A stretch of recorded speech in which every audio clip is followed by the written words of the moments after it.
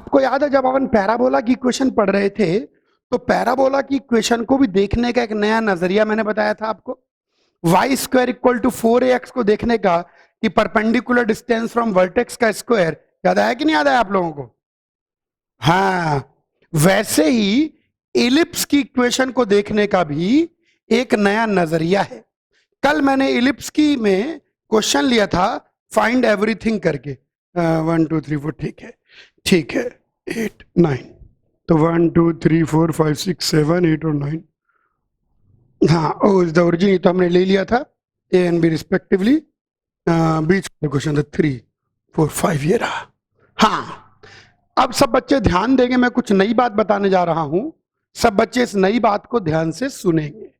सुनिए ध्यान से, ध्यान सुनिए। पैराबोला की इक्वेशन को देखने का एक नया नजरिया अपन लोगों ने पैराबोला के अंदर देखा था। वो उस नए नजरिए का बेनिफिट क्या था कि ऑब्लिक पैराबोला, एक ऐसा पैराबोला जिसकी एक्सिस ना एक्स एक्सिस के पैरेलल हो और जिसकी एक्सिस ना वाई एक्सिस के पैरेलल हो, उसकी इक्वेशन हम लोग निकाल सकते थे। वैसे ये देखिए, ये एक ऑब्लिक इलिप्स है। कैसे पता लग रहा है ये ऑब्लिक इलिप्स है, मैं बताता हूं। देखो इसके अंदर दे रखा है फोकस सेंटर, तो फोकस जो आपको गिवन है यहां पर वो ये गिवन है एक फोकस, और ये सेंटर गिवन है। फोकस और सेंटर को जोड़ने वाली लाइन देखिए यहां पर ना हॉरिजॉन्टल है ना वर्टिकल है। फोकस और सेंटर को जोड़ने वाली लाइन क्या होती है?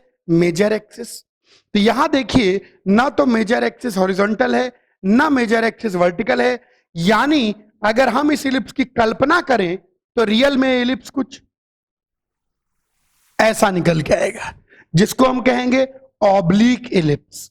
अब मैं आपको इलिप्स की इक्वेशन को देखने का भी एक नया तरीका बताने जा रहा हूं, और वो नया तरीका जानने के बाद ही ये क्वेश्चन हम लोग सॉल्व करेंगे। बिल्कुल ध्यान देखें, इलिप्स की इक्वेशन को देखने का नया तरीका। इलिप्स की इक्वेशन, अगर हम स्टैंडर्ड इक्वेशन ऑफ इलिप्स को ध्यान से देखें तो standard equation of ellipse x square by a square plus y square by b square equal to 1, ये हमारी स्टैंडर्ड इक्वेशन ऑफ इलिप्स है। और जैसे ही मैं इस शब्द का इस्तेमाल कर रहा हूं कि ये स्टैंडर्ड इक्वेशन है, तो automatically a greater than b हो जाएगा। अब देखिए, अगर इस पर कोई भी जनरल पॉइंट आप एक्स कॉमा वाई ले ले, तो बस देखना है सिर्फ आपको, देखना है सिर्फ आपको, yes, general point x comma y ले लिया तो ये डिस्टेंस एक्स हो गई और ये डिस्टेंस वाई हो गई। अब ए क्या है? मेजर एक्सिस की लेंथ का आधा, क्योंकि मेजर एक्सिस की लेंथ 2 है। बी क्या है? माइनर एक्सिस की लेंथ का आधा, माइनर एक्सिस की लेंथ का आधा। अब जरा ध्यान देखेंगे, ये हमारे पास निकल के आ गया एक्स और Y.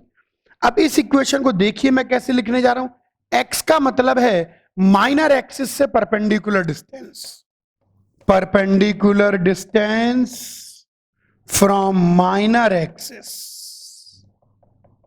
Divided by semi major axis.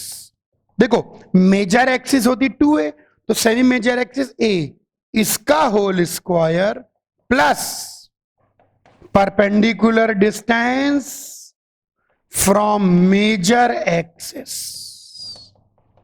Divided by semi minor axis का होल स्क्वायर इक्वल टू 1।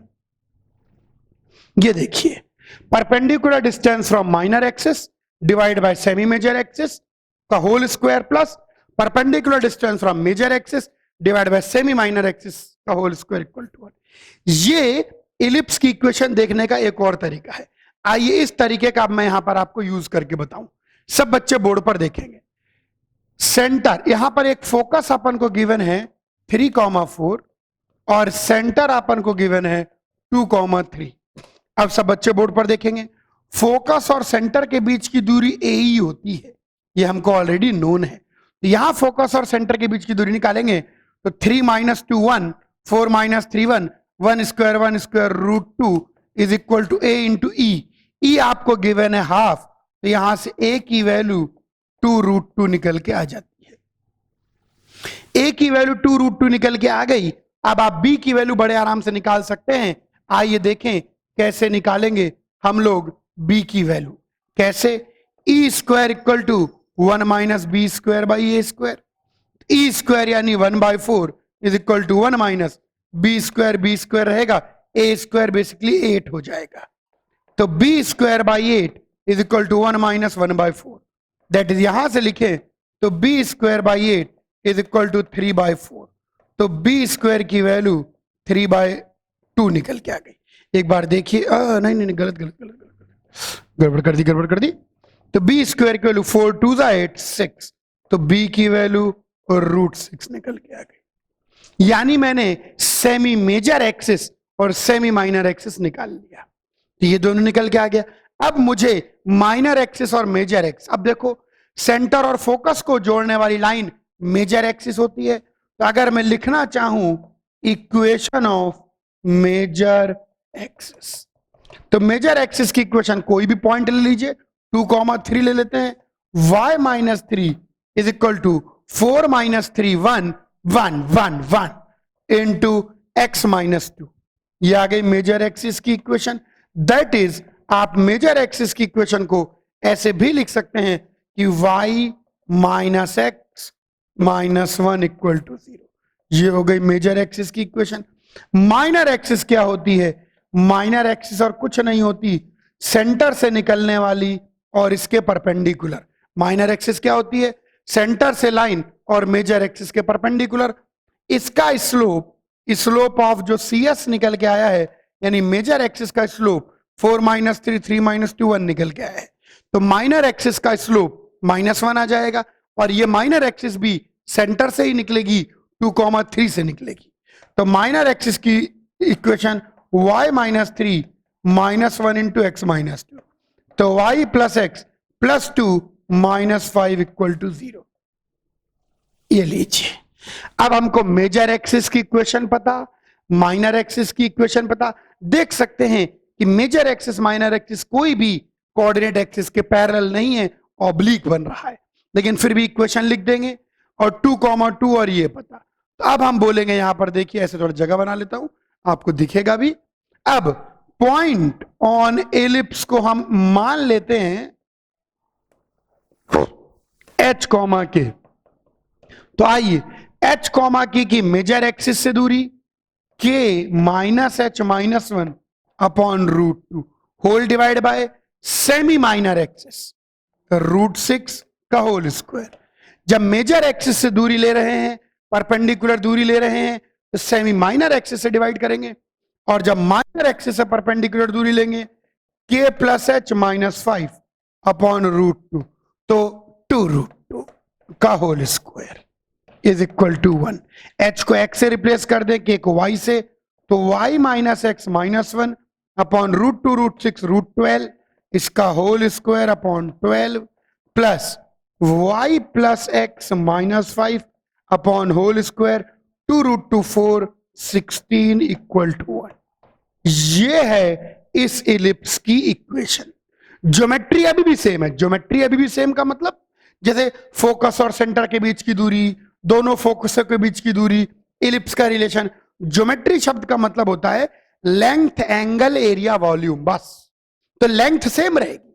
भाई कोई इलिप्स आपने यूं पकड़ रखा है, यूं कर दीजिए, यूं कर दीजिए, कैसे भी कर लीजिए, अल्टीमेटली लेंथ, एरिया, एंगल और वॉल्यूम चारों बिल्कुल सेम रहेगा। तो ये आ गया एक बेहतरीन सवाल, और ना सिर्फ हमको सवाल समझ में आया, साथ में इलिप्स की ज्योमेट्री का भी, इलिप्स की इक्वेशन को देखने का एक नया नजरिया भी समझ में आया। Perpendicular distance from minor axis upon semi major axis का whole square plus perpendicular distance from major axis upon semi minor axis का होल स्क्वायर। कॉपी करो। गजब का सवाल लेने जा रहे हैं अंडरस्टैंडिंग ऑफ इलिप्स पर बेस्ड। आइए इस क्वेश्चन को लिख देते हैं, मिला नहीं। क्वेश्चन कहता है if the chord joining alpha and beta passes through positive foci, show that हमको साबित करना है tan alpha by 2 into tan beta by 2 e minus 1 upon e plus 1। आइए, प्रश्न कहता है कि अल्फा और बीटा को जोड़ने वाली कॉर्ड, यदि पॉजिटिव फोकाई से निकलती है, अल्फा और बीटा को जोड़ने वाली कॉर्ड यदि पॉजिटिव फोकाई से निकलती है, पॉजिटिव फोकाई मतलब ए कॉमा 0। अच्छा, अल्फा और बीटा को जोड़ने वाली कॉर्ड की इक्वेशन क्या होगी? X by a cos alpha plus beta by 2 y by b sine alpha plus beta by 2 is equal to cos alpha minus beta by 2। Alpha beta को जोड़ने वाली कॉर्ड की इक्वेशन रटी होनी चाहिए। अगर अल्फा बीटा को जोड़ने वाली कॉर्ड हो गई, अब ये ए कॉमा 0 से निकलती है, तो ए कॉमा 0 इसको सेटिस्फाई करना चाहिए, रख दो। ए रखोगे, ए से कट जाएगा, E cos alpha plus beta by 2, ये तो 0 करोगे स्वाहा हो जाएगा, cos alpha minus beta by 2। तो ई की वैल्यू निकल के आ गई cos alpha minus beta by 2 upon cos alpha plus beta by 2। ये देखिए, अब ई माइनस 1 ई प्लस 1 यानी कंपोनेंडो डिविडेंडो, शायद आपको याद होगा, e minus 1 upon e plus 1, ये निकल के आएगा cos alpha minus beta by 2 minus cos alpha plus beta by 2 whole upon cos alpha minus beta by 2 plus cos alpha plus beta by 2। आपको याद होगा, रिमेंबर, आपको याद होगा कि अगर a by b c by d के बराबर होता है तो a minus b upon a plus b is c minus d upon c plus d. इस प्रॉपर्टी को हम लोग डिविडेंडो कंपोनेंडो भी कहते हैं, कोई खास बात नहीं है।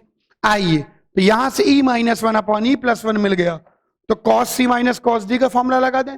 Cos c minus cos d का formula minus 2 sine c plus d by 2, तो अल्फा माइनस बीटा बाई 2, तो ये alpha by 2 into sine d minus c by 2, तो minus sine c plus d by 2 c minus d by 2, तो यहीं पर इसको घटा देंगे तो माइनस एडजस्ट रहेगा, this minus this by 2 beta by 2। अच्छा, cos c plus cos d का फॉर्मूला वही 2 cos c plus d by 2 cos d minus c by 2, तो 2 cos c plus d by 2 into cos c minus d by 2, तो ये भी आ जाएगा beta by 2। 2 से 2 cut गया, तो e minus 1 upon e plus 1, ये निकल के आ गया tan alpha by 2 into tan beta by 2। कहना ही हमको पड़ेगा, इसको ठीक कर ले, ई कर लेते हैं इसको, कहना ही पड़ेगा हैंस पार्टी। कॉपी कर लीजिए। क्वेश्चन क्या कहता है ये देखें, बहुत प्यारा क्वेश्चन, ये आईआईटी में आया हुआ क्वेश्चन है।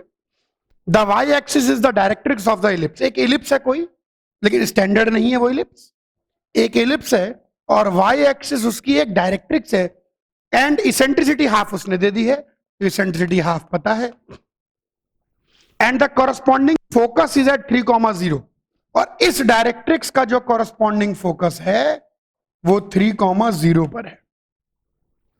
अब ये बहुत प्यारा क्वेश्चन, बहुत प्यारा क्वेश्चन, ये डायरेक्ट्रिक्स है, ये फोकस है, ठीक है, तो यही आपकी मेजर एक्सिस हो गई। हमको निकालना क्या है? हमको निकालना है ऑक्सिलरी सर्किल की इक्वेशन। सर्किल की इक्वेशन में दो ही चीजें चाहिए होती हैं, सर्किल का सेंटर और सर्किल का रेडियस। तो हमारा मन चल रहा है सेंटर और रेडियस की तरफ। पहले रेडियस निकालने, रेडियस इजी है। अच्छा, अगर आप स्टैंडर्ड इलिप्स के अंदर, अच्छा, ऑक्सिलरी सर्किल का जो रेडियस होता है वो और कुछ नहीं होता, सेमी मेजर एक्सिस होता है। मेजर एक्सिस की लेंथ 2a होती है और ऑक्सिलरी सर्किल का रेडियस a होता है। स्टैंडर्ड इलिप्स के अंदर x square plus y square equal to a square. तो पहले हम a निकालते हैं। अगर आप ये देखिए, ये फुट ऑफ डायरेक्ट्रिक्स है जो कि 0,0 है। अब अगर यहां स्टैंडर्ड इलिप्स आपके लिए बना देता हूं ताकि आपको कंफ्यूजन न रह जाए, ये लीजिए, तो ये स्टैंडर्ड इलिप्स में जो ये फोकस होता है ये AE,0 होता है, और ये फुट ऑफ डायरेक्ट्रिक्स की अगर बात करें तो A बाई E,0 होता है। यानी इन दोनों के बीच की दूरी की अगर बात करें तो इन दोनों के बीच की दूरी A by E minus AE होती है। तो यहां पर इन दोनों के बीच की दूरी कितनी है? 3। तो मैं बोलूंगा A by E minus AE is 3। A को बाहर ले लें तो 1 by E minus E is 3। A 4 minus 1 3 by 2 is 3। मैं बार बार दोहरा रहा हूं, ज्योमेट्री सेम रहती है, length, area, angle, volume. Ellipse को घुमा दो, कैसे भी कर दो, इन दोनों के बीच की दूरी हमेशा यही फॉर्मूले से आएगी। ए की वैल्यू 2 निकल के आ गई। दूसरी इंपॉर्टेंट चीज, अब हमको चाहिए सेंटर, चाहिए सेंटर। अब जरा देखिए, सेंटर होता है 0,0। सेंटर की डायरेक्ट्रिक्स से दूरी कितनी होती है फुट ऑफ डायरेक्ट्रिक्स से? a/e। तो यहां से अगर सेंटर की बात करें तो सेंटर होगा कहीं ना कहीं पर, कितनी दूरी पर? a/e की दूरी पर। a/e का मतलब a का 2 आ गया, 2/1/2 यानी 4 दूरी पर। यानी सेंटर के कोऑर्डिनेट 4,0 और जो इलिप्स का सेंटर होता है वही ऑक्सिलरी सर्किल का सेंटर होता है। तो इक्वेशन ऑफ ऑक्सिलरी सर्किल कितनी निकल के आई? x - 4 का whole square plus y square equal to 2 का स्क्वायर 4। खोल दीजिए, खोल दीजिए, x square plus 16 minus 8x plus y square equal to 4, यानी x square plus y square minus 8x plus 12 equal to 0। X square plus y square minus 8x plus 12। आगरा, आगरा, tick कर दीजिए, आगरा। अच्छा, हाँ वहां नहीं लेगा। बहुत अच्छा क्वेश्चन है, ज्योमेट्री पर बेस्ड, ज्योमेट्री। कॉपी करिए भैया। इलिप्स की ज्योमेट्री को बहुत अच्छे से एक्सप्लोर कर लिया, इलिप्स की ज्योमेट्री पर बेस्ड बहुत क्वेश्चन कर लिया। अब हम बात करने जा रहे हैं लाइन एंड इलिप्स। मान लीजिए एक लाइन गिवन हो, y equal to mx plus c, और हमारा standard ellipse x square by a square plus y square by b square equal to 1। अब अगर ध्यान से देखो तो स्टैंडर्ड इलिप्स और नॉन स्टैंडर्ड इलिप्स की इक्वेशन में कोई अंतर नहीं है, इसीलिए जितनी भी इक्वेशंस आएंगी वो सब सेम आएंगी एक्चुअली।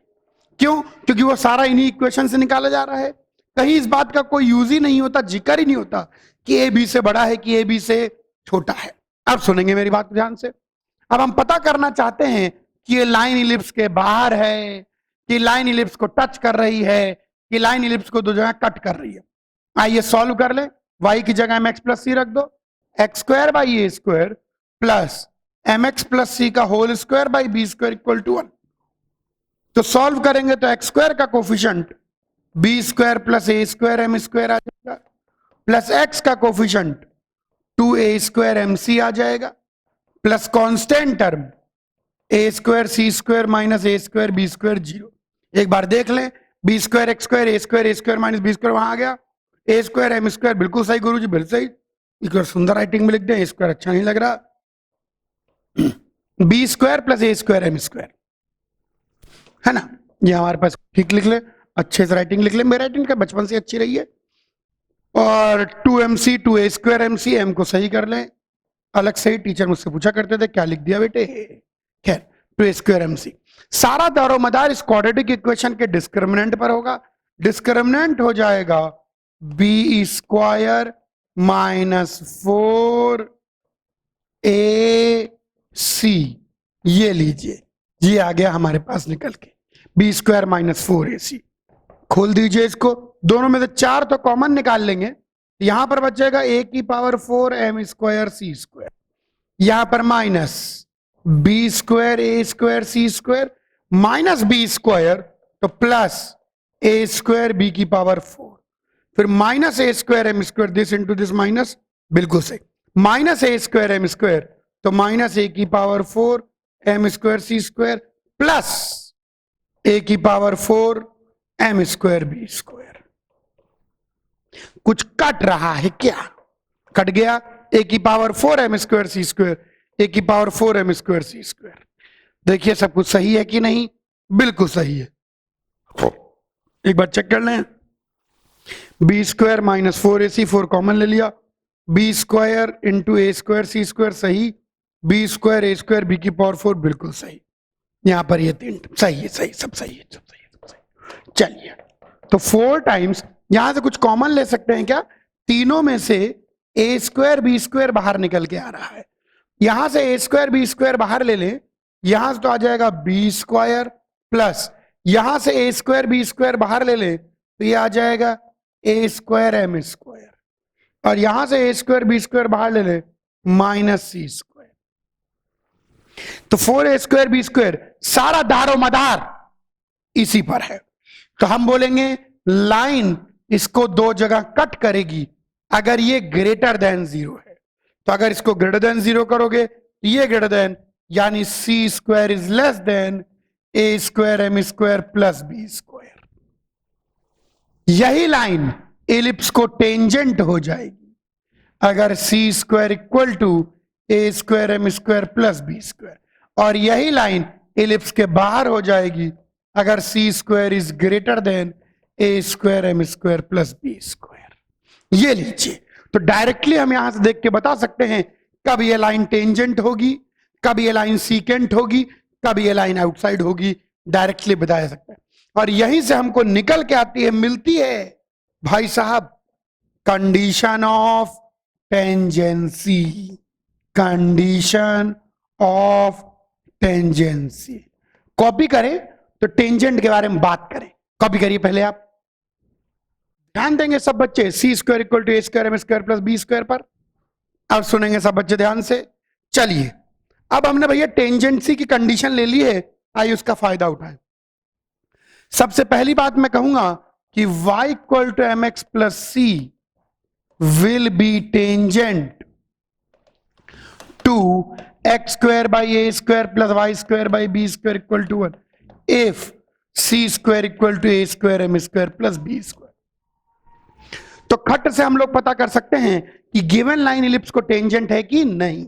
दूसरी इंपॉर्टेंट बात हम एक बात और कह सकते हैं कि tangent of slope m।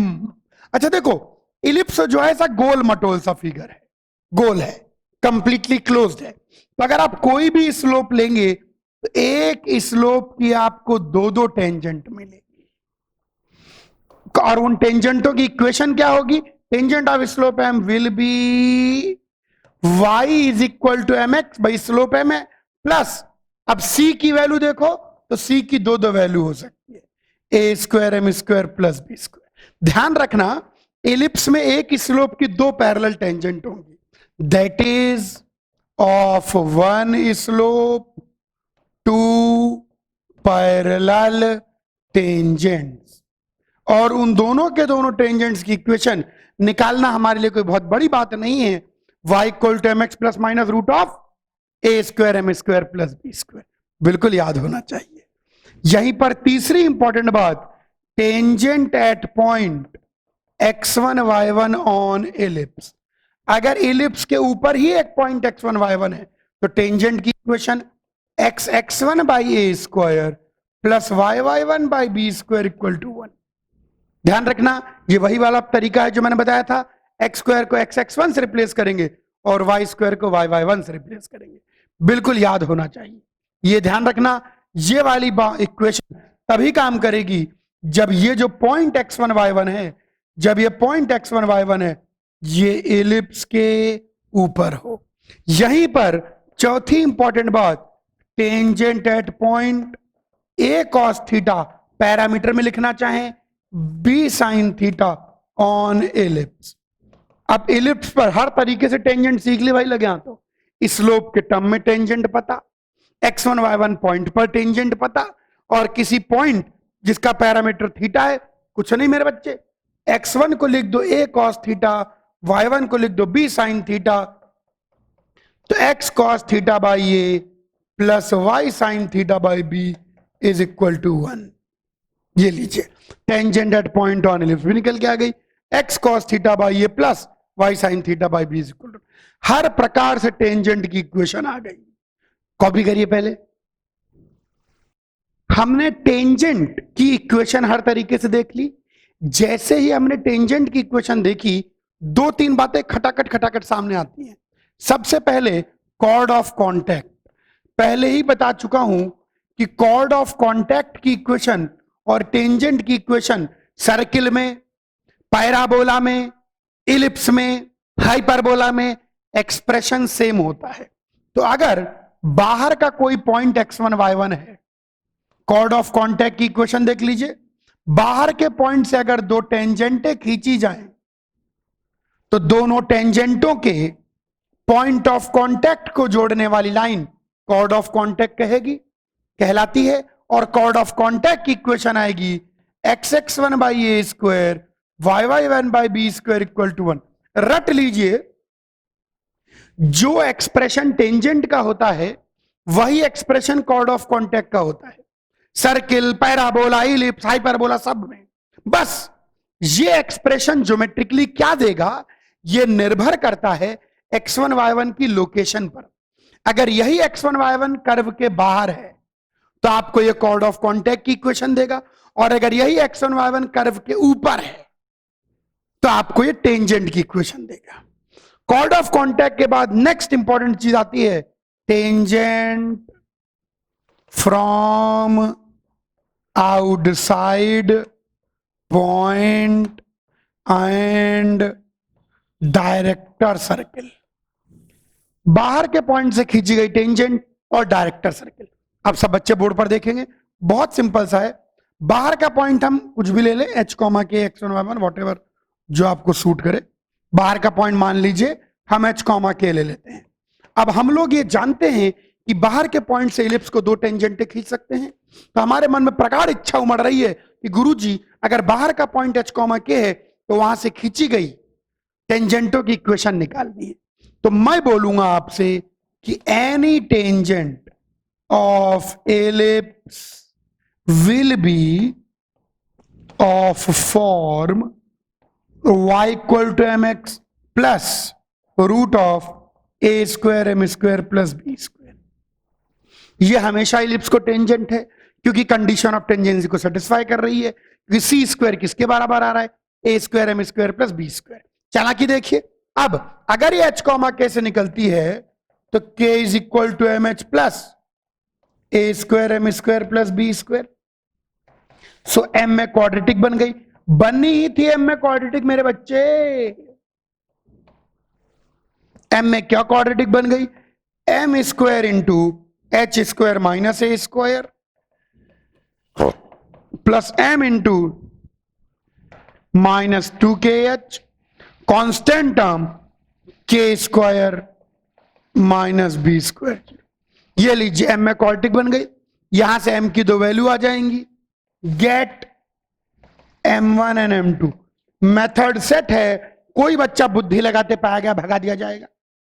Slope आ गई, क्वाड्रेटिक बना के स्लोप आ गई, स्लोप पता, पॉइंट पता, सीधे बोलेंगे मेरे बच्चे टेंजेंट्स आर y माइनस के m1 into x minus H and y minus के m2 into x minus H. खत्म।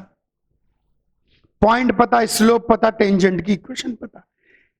यहां से हम कुछ बेहतरीन बातें कह सकते हैं कि दोनों टेंजेंट की स्लोप का sum minus b by a 2kh upon h square minus a square, दोनों टेंजेंट की स्लोप का प्रोडक्ट सी बाई ए के square minus b square upon h square minus a square. यहीं पर डायरेक्टर सर्किल की बात ना करो तो बुरा मान जाएगा। डायरेक्टर सर्किल अब नया बताने की जरूरत नहीं, अब थोड़ी स्पीड आई थी क्योंकि सारी चीजें पता है। डायरेक्टर सर्किल ऐसे पॉइंट्स का लोकस होता है जहां से अगर इलिप्स को दो टेंजेंट खींचे दोनों आपस में परपेंडिकुलर होंगी। तो डायरेक्टर सर्किल ऐसे पॉइंट्स का लोकस होता है जहां m1 m2 की वैल्यू -1 होगी। m1 m2 की value -1, k square minus b square h square minus a square -1। Simplify करेंगे तो x square plus y square equal to a square plus b square. ये होता है इलिप्स का डायरेक्टर सर्किल। डायरेक्टर सर्किल हमेशा circle ही आता है। पैराबोला में डायरेक्टर सर्किल सर्किल होता है लेकिन इनफाइनाइट रेडियस का, इसलिए डायरेक्ट्रिक्स दिख जाता है। डायरेक्टर सर्किल हमेशा सर्किल आएगा। तो ये लीजिए, ये निकल के आ गया डायरेक्टर सर्किल। इस सर्किल के किसी भी पॉइंट से अगर पैराबोला को दो टेंजेंटें खींचोगे, दोनों की दोनों टेंजेंटें आपस में क्या होंगी, परपेंडिकुलर। कॉपी करिए।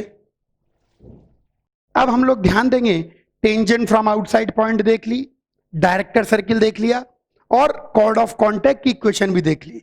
टेंजेंट से संबंधित बहुत सारे रिजल्ट देख लिए। अभी अपन टेंजेंट संबंधित इन रिजल्ट्स पर क्वेश्चंस पर आएंगे, पर उसके पहले नॉर्मल को भी एक्सप्लोर कर लेते हैं। नॉर्मल को एक्सप्लोर करना बहुत ज्यादा जरूरी है, फिर रिजल्ट्स आएंगे। आइए नॉर्मल की बात करें, नॉर्मल की बात करें। ओके, अब देखिए सबसे पहले मैं लिखूंगा normal at point x1 y1। किसी पॉइंट x1 y1 पर नॉर्मल की इक्वेशन बहुत आसान है। अच्छा देखो मैं लिख के बताता हूं, x1 y1 पर टेंजेंट की इक्वेशन क्या होती है। x1 y1 पर टेंजेंट की इक्वेशन होती है x(x1) by a square y(y1) by b square equal to 1। तो स्लोप ऑफ टेंजेंट क्या होती है? स्लोप ऑफ टेंजेंट होती है minus b square x1 a square y1। तो भैया नॉर्मल की स्लोप क्या होगी? A square y1 b square x1। तो इक्वेशन क्या हो जाएगी? y minus y1 is equal to a square y1 b square x1 x minus x1। आइए थोड़ा सा इसको रीअरेंज कर लें। बी स्क्वायर से मल्टीप्लाई कर रहा हूं और y1 से डिवाइड कर रहा हूं, तो b square y by y1 minus b square, यहां a square x by x1 और a square minus a square, ये निकल के आ जाएगा। तो अपन इसको इधर ले आए तो नॉर्मल की इक्वेशन, इसको उधर ले आए स्क्वायर को उधर ले आए तो आ जाएगा a square x by x1 minus b square y by y1 is equal to a square minus b square. बिल्कुल नॉर्मल की इक्वेशन रटी हुई नीचे, a square x by x1 minus b square y by y1 is equal to a square minus b square. ये normal की equation आ गई at point x1 y1। अब हम बात करते हैं at point a cos theta comma b sine theta.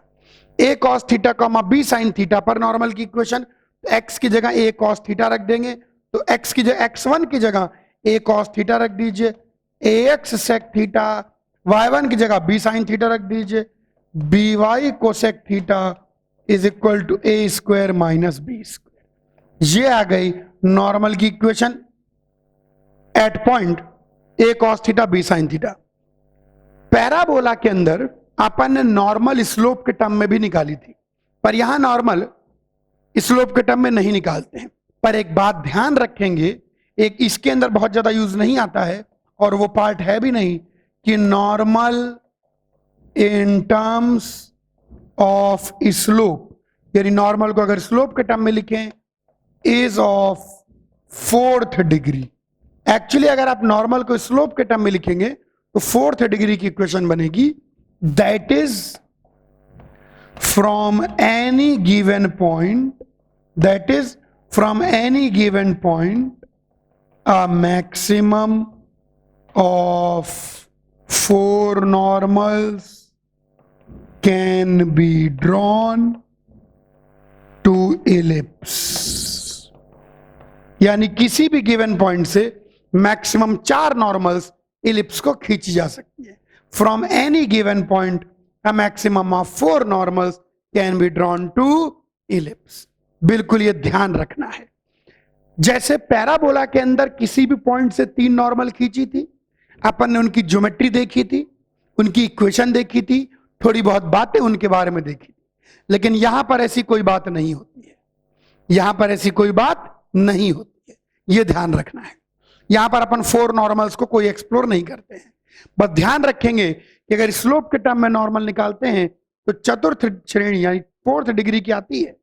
इसलिए किसी भी गिवन पॉइंट से मैक्सिमम 4 नॉर्मल खींची जा सकती है, लेकिन इसके ऊपर कोई एक्सप्लोरेशन नहीं करना है। कॉपी कर लीजिए, ये दोनों इक्वेशन ध्यान रखनी है, normal at point x1 y1 and normal at point a cos theta comma b sin theta. सब यही काम में आती है, ax sec theta minus by cos theta equal to a square minus b square. Copy करिए। अगर slope के term में नॉर्मल की इक्वेशन लिखें, अगर स्लोप के टर्म में नॉर्मल की इक्वेशन लिखें तो आप देखेंगे कि वह स्लोप के टर्म में 4th डिग्री की आती है। कहने का मतलब उसमें m की पावर 4 आता है। तो यानी इलिप्स के अंदर जनरल भी यूज सोच सकते हैं कि अगर कोई पॉइंट गिवन है तो उस पॉइंट से मैक्सिमम इलिप्स को 4 नॉर्मल तक खींची जा सकती है। देखो सेंटर खुद देखो, सेंटर से 4 नॉर्मल आ रही है, 1 2 3 4। लेकिन 4 नॉर्मल्स जेई के सिलेबस में है नहीं, इसलिए इस पर पीएचडी हम कर नहीं रहे हैं, वरना इस पर कर सकते हैं। मुद्दे की बात सुने, नॉर्मल जो है जैसे पैराबोला में किसी भी पॉइंट से कितनी नॉर्मल मैक्सिमम खींच सकते हो? 3। इसीलिए जब m के टर्म में इक्वेशन लिखते हो तो m के टर्म में क्यूबिक बनती है। लेकिन इलिप्स और हाइपरबोला दोनों में ही, हाइपरबोला भी फ्यूचर में देखेंगे, इलिप्स और हाइपरबोला दोनों में ही किसी भी पॉइंट से मैक्सिमम कितनी नॉर्मल खींच सकते हो? 4। इसीलिए जब आप अगर स्लोप के टर्म में नॉर्मल लिखने की कोशिश करेंगे तो 4th डिग्री की बनेगी, बहुत ज्यादा डिग्री की बनती है।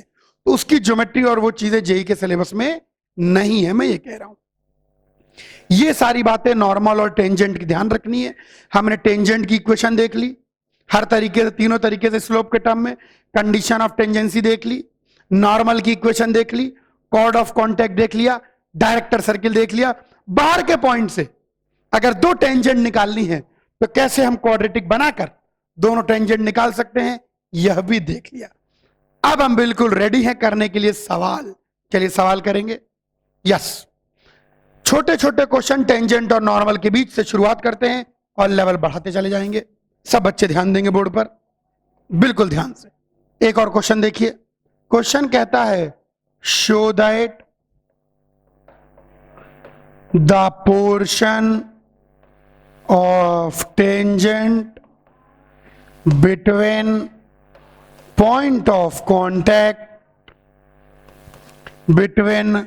point of contact and directrix subtends a right angle at corresponding focus। क्या इसका कहने का मतलब है? आइए खेलें। क्वेश्चन ये कह रहा है कि सिद्ध कीजिए टेंजेंट का जो पोर्शन पॉइंट ऑफ कांटेक्ट और डायरेक्ट्रिक्स के बीच में है, टेंजेंट का जो पोर्शन पॉइंट ऑफ कांटेक्ट और डायरेक्ट्रिक्स के बीच में है, ये लीजिए, ये पॉइंट ऑफ कांटेक्ट और ये डायरेक्ट्रिक्स और ये डायरेक्ट्रिक्स। टेंजेंट का जो पोर्शन, और यहां फोकस होगा, टेंजेंट का जो पोर्शन पॉइंट ऑफ कांटेक्ट और डायरेक्ट्रिक्स के बीच में है, साबित करना है कि वह पोर्शन कॉरस्पॉन्डिंग फोकस पे, यानी अपने फोकस पे 90 डिग्री सबटेंड करता है। यानी यह पोर्शन यहां पर 90 डिग्री सबटेंड कर रहा है और यह पोर्शन यहां पे 90 डिग्री सबटेंड कर रहा है। पॉइंट ऑफ कांटेक्ट और डायरेक्ट्रिक्स के बीच का जो पोर्शन है वो, क्योंकि इस डायरेक्ट्रिक्स के लिए तो ये फोकस है, ये फोकस थोड़ी, ये तो पलटी पॉइंट है, और इस डायरेक्ट्रिक्स के लिए फोकस है। तो टेंजेंट का जो पोर्शन पॉइंट ऑफ कांटेक्ट और डायरेक्ट्रिक्स के बीच में है वो इस फोकस पे 90 डिग्री बना रहा है। यह हमको साबित करना है। चलो कोशिश करते हैं। जैसे भैया पैराबोला में हुआ करता था ना सब पैरामेट्रिक, वैसे यहां भी सब पैरामेट्रिक है। तो पॉइंट को हम मान लेंगे a cos theta comma b sin theta, directrix x equal to a by ये वाला फोकस a कॉमा 0। चलिए अब मेरी बात को सुनेंगे। टेंजेंट की इक्वेशन लिख लीजिए, इस पॉइंट को Q कह देते हैं, या मतलब इस डायरेक्ट्रिक्स के साथ दिखा दो या इसके साथ दिखा दो, किसी भी एक के साथ दिखा दो। तो टेंजेंट की इक्वेशन हो जाएगी x cos theta by a plus y sin theta by b is equal to 1। अब हमको पता करना है कि यहां पर जो x cos theta by a y sin theta by b ये डायरेक्ट्रिक्स को कहां पर काटती है, तो Q पॉइंट का x कोऑर्डिनेट तो a बाई e हो जाएगा और Q पॉइंट का y कोऑर्डिनेट भी यहां पर रहेगा। Q पॉइंट का x coordinate a by e हो जाएगा और y कोऑर्डिनेट x को अगर a बाई e रख दें तो a से a कट जाएगा cos थीटा बाई e, तो ये आ जाएगा b upon sine theta into 1 minus cos theta upon e। आराम से निकाल सकते हैं। x कोऑर्डिनेट को a बाई e रख दिया, a से कट गया cos थीटा बाई e, तो 1 minus cos b by sine theta. Q point पता लग गया। अब कहानी हमारी बहुत आसान है, हमको P भी पता है, S भी पता, Q भी पता है हम क्या करने वाले हैं, कुछ नहीं, slope of SP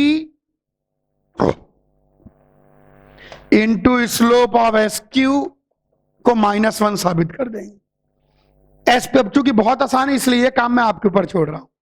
SP line का स्लोप निकाल लेंगे कैसे, y2 minus y1 upon x2 minus x1। SQ line का स्लोप निकाल लेंगे कैसे, y2 minus y1 upon x2 minus x1। और बस इनका प्रोडक्ट -1 आ जाएगा। क्योंकि मैंने पी एस क्यू तीनों पॉइंट बता दिए हैं, तो ये छोटा सा काम मैं बोल रहा हूं कि डू योरसेल्फ। कॉपी कर लें।